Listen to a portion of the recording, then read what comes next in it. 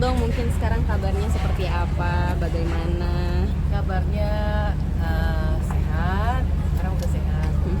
Mungkin masih ada pengobatan yang masih di. Iya, aku sekarang ini lagi masih kemonya udah selesai. Aku 8 kali kemo waktu itu, 8 kali kemo selesai karena dokter kansernya udah mulai mengecil. Terus sekarang tinggal namanya imunologi. Setiap bulan aku masih pengobatan. Imunologi itu untuk supaya tidak besar lagi gitu loh. Jadi sekarang benar-benar harus dibuat benar-benar tidur. Sekarang sih udah tidur, nggak sembuh 100% belum. Tapi aduh aku kalau ngomong jadi pengen nangis. Ya, tapi udah bersyukur aku jauh lebih baik sekarang.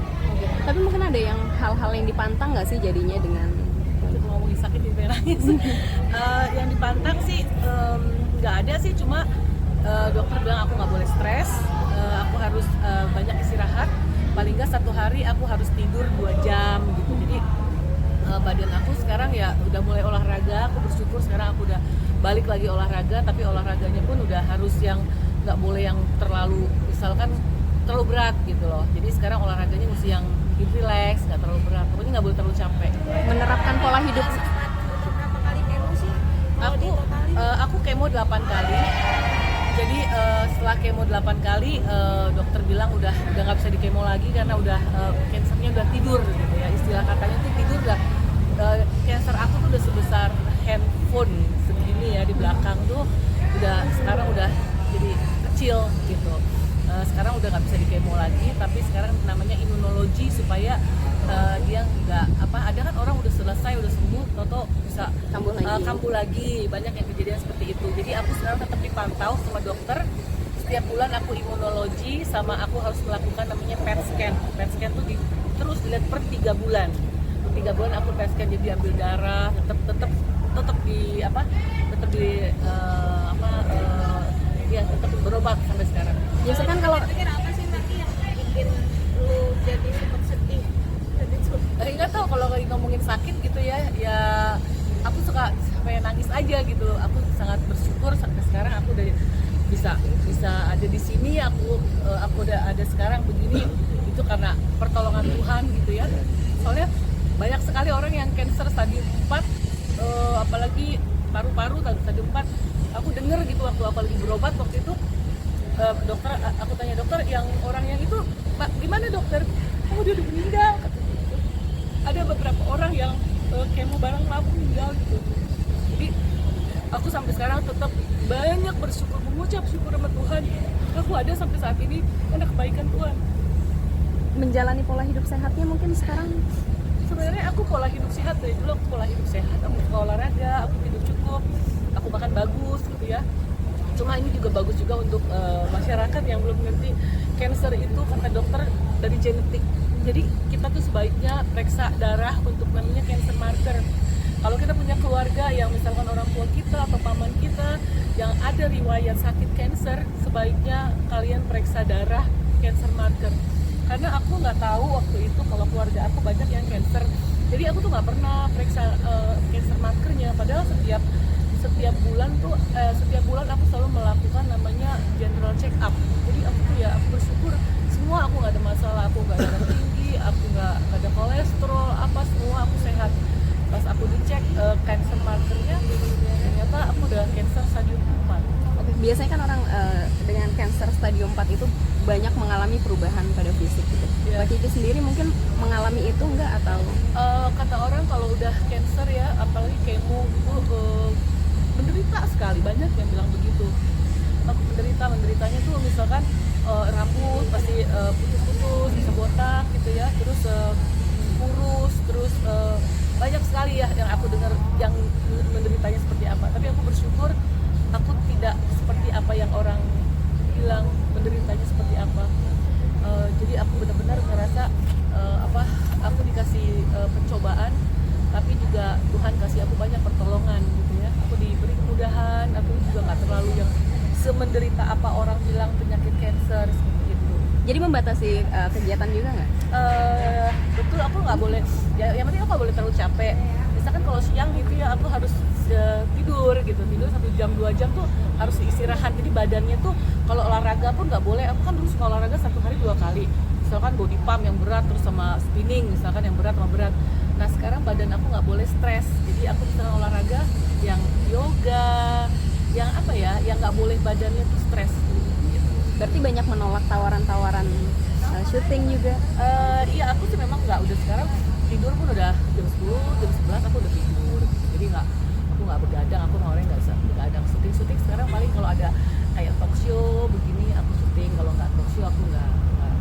Mengisi Support kegiatannya mungkin seperti apa? Aku sekarang ini kegiatan ya apa ya? Aku udah nggak terlalu aktif di dunia entertain lagi. Aku lebih senang ngumpul sama ponakan, udah kayak anak aku sendiri. Terus aku tiap hari olahraga, ya jalan-jalan, ketemu teman, urus-urus rumah gitu.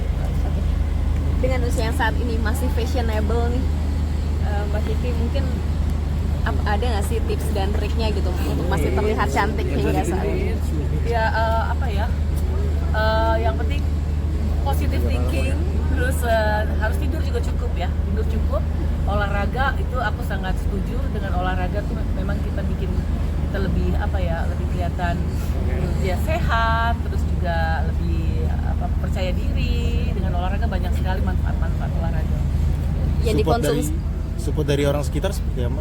Kenapa? Support dari orang sekitarnya. Ya aku bersyukur suami aku sangat baik sekali ya, dia benar-benar apa ya, waktu aku lagi sakit dia benar-benar ada di samping aku gitu ya, sampai aku berobat apa kemana-mana aku di benar-benar suami aku tuh benar-benar jadi aku sembuh pun nomor 1 pasti karena Tuhan ya, kedua juga ya obat bagus, semua bagus, jadi yang terbaik.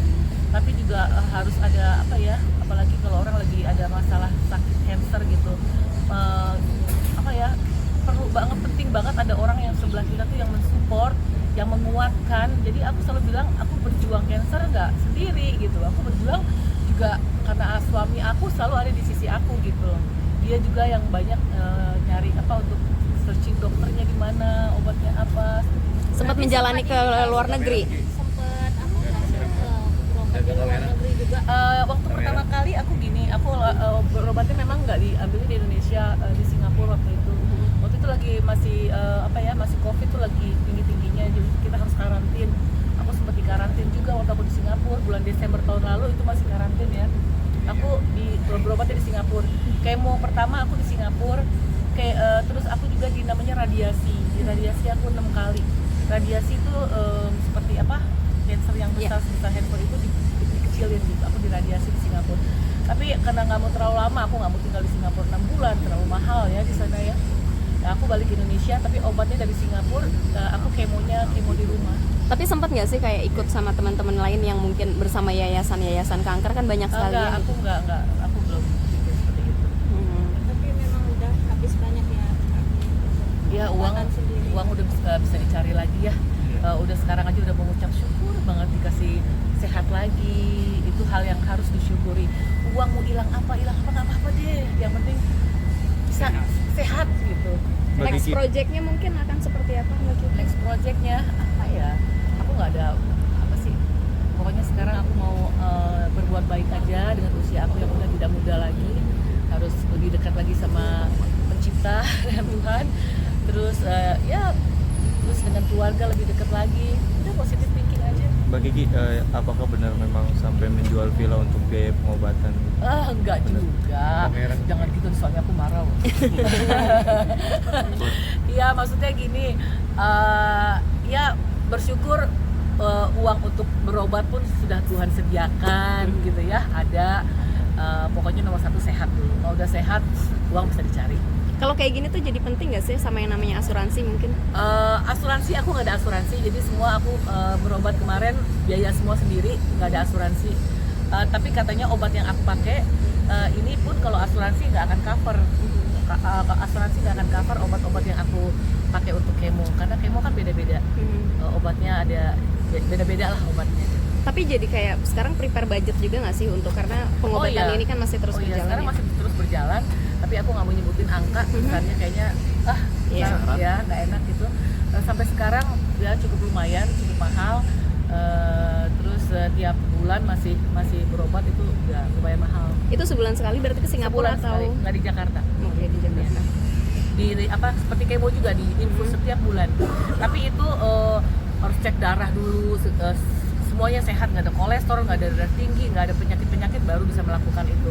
Aku bersyukurnya semua aku nggak ada masalah gitu. Aku nggak darah tinggi, nggak apa namanya orang penyakit gula dan lain-lainnya aku nggak ada. Tapi dengan itu kan tadi katanya genetik ya. Tapi Ya. ada nggak sih karena mungkin faktor makanan juga atau? Jadi mungkin ada, tapi dokter bilang itu faktor genetik, jadi makanya lebih bagus juga untuk masyarakat ya yang belum ngerti. Dulu kan aku juga nggak ngerti gitu ya. Keluarga aku ada yang cancer, tapi ada sebagian orang dia punya sakit cancer nutup-nutupin.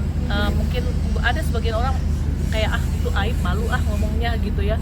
Jadi seharusnya ngomong gitu loh. Misalkan aku ada cancer, aku kasih tahu ke adik aku, nih aku ada cancer, kamu harus tes darah, cek darah gitu. Jadi adik aku tuh udah cek semua, nggak gitu. Tapi bisa dari genetik, lebih banyak dari genetik. Mungkin pembelajaran yang bisa diambil oleh para keluarga mungkin seperti apa sih Mbak Gigi dengan kejadian seperti ini? Sebaiknya lebih terbuka. Kalau kita ada riwayat keluarga yang punya riwayat cancer, sebaiknya diberitahu untuk cek darah untuk keturunannya. Siap kalau gitu. Terima kasih banyak. Semoga sehat selalu.